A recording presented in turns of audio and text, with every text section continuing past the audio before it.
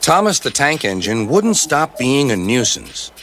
Night after night, he kept the other engines awake. "I'm tired of pushing coaches. I want to see the world." The other engines didn't take much notice, for Thomas was a little engine with a long tongue.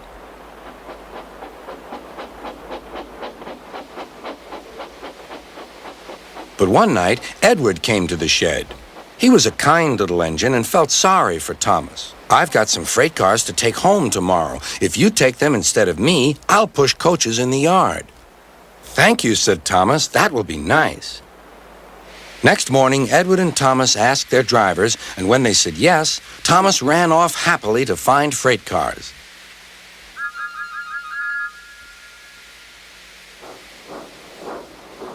Now, the freight cars are silly and noisy. They talk a lot and don't attend to what they are doing. And I'm sorry to say, they play tricks on an engine who is not used to them. Edward knew all about the freight cars. He warned Thomas to be careful, but Thomas was too excited to listen.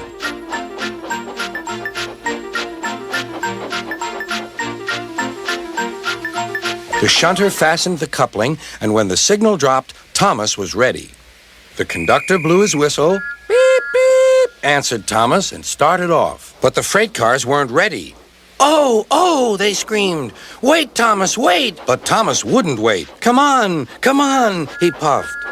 "All right, don't fuss. All right, don't fuss," grumbled the cars.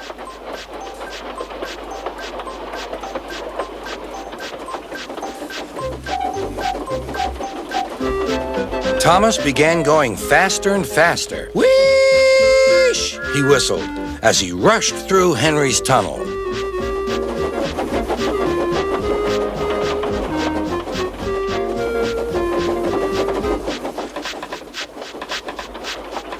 "Hurry, hurry," called Thomas.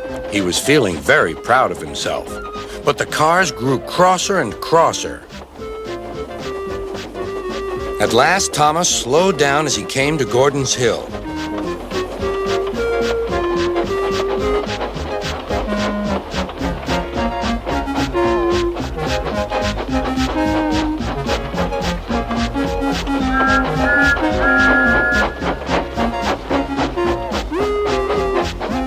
"Steady now, steady," warned the driver as they reached the top. He began to put on the brakes. We're stopping," called Thomas. "No, no, no," answered the cars, bumping into each other. Go on." Before the driver could stop them, they had pushed Thomas down the hill and were rattling and laughing behind him. Poor Thomas tried hard to stop them from making him go too fast. Stop pushing, he hissed. But the cars took no notice. Go on, they giggled in their silly way.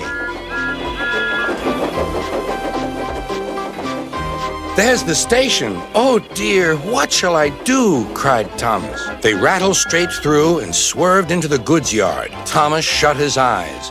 "I must stop." When he opened his eyes, he saw he had stopped just in front of the buffers. There, watching him, was Sir Topham Hatt. "What are you doing here, Thomas?" he asked. "I've brought Edward's freight cars," Thomas answered.